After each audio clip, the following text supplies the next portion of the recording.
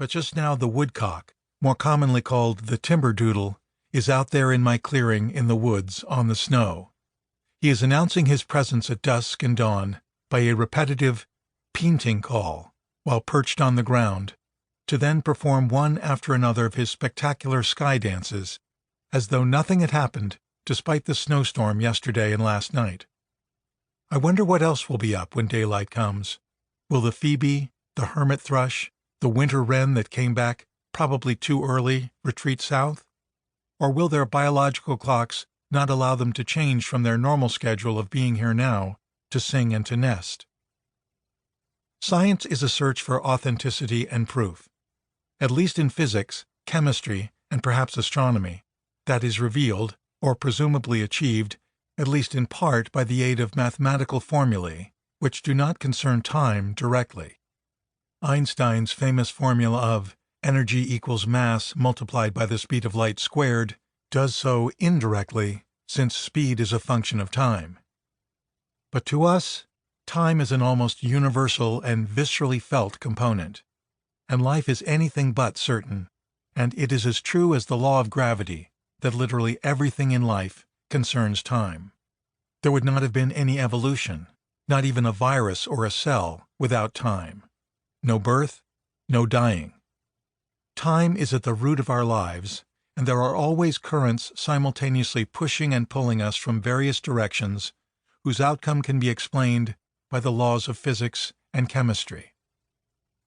I am awed by the way trivial incidents, which happen continuously, have profound influences as they ripple down seemingly to the end of time, and how each road closed can create a time to reevaluate and open a new one, to reveal other possibilities that could not even have been encountered or thought of before. Every day is a potential disaster or an opportunity. To paraphrase the poet Robert Frost, I still have many more miles to go and promises to keep. However, my original plan of running a 100K ultramarathon is not going to happen.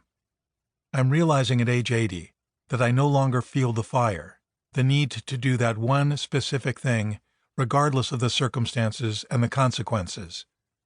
Who knows how long the COVID-19 lockdown will last? It may outlast me.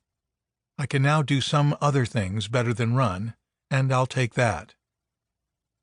After seeing the writing on the wall and having been given more time, since I didn't need to do my daily 20-mile training run, I reached back in memory, rummaging among a stack of paper-filled cardboard boxes piled up under the cabin eaves. They hold jumbles of notes from courses taught, background material of books written, research done, notebooks and letters, and lots of running files dating all the way back to my cross-country days as a junior and senior during my 6 years at the Goodwill Hinckley Home Farm and School in Hinckley, Maine, a school for kids without homes. One of the boxes was inherited from my parents and recently passed on to me by my sister. I had not seen it before. It contained all the letters to and from my parents, ranging over the 28 years I had been separated from them, starting at age 12 at Goodwill. In my letters to Papa and Mamusha, as we called our Polish-German mother, I had complained because my house mother had forbidden me to write in German after she had found me doing so. Papa wrote letters that were first in German and, like mine, later in English. They were longer than some of my research papers, and in one he wrote, "I am sorry and sad you don't like it there. There are always such times in one's life, but later one comes back to one's hobbies. Maybe you should try sports." Another letter I had written to Mamusha was dated April 9, 1956. I had been there for 4 years. It was, as were all my letters at that time, written in German, and I started it by telling her that my knife was now fixed.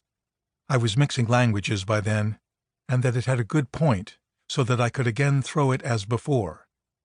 I was then in the American frontiersman pioneer in the wilderness stage of my developmental cycle. I also told her that the snow had just melted, and that many robins, tree swallows, song sparrows, crows, and even a killdeer were back, and indirectly that my bees, which I had hived from a bee tree the previous fall, had survived the winter in the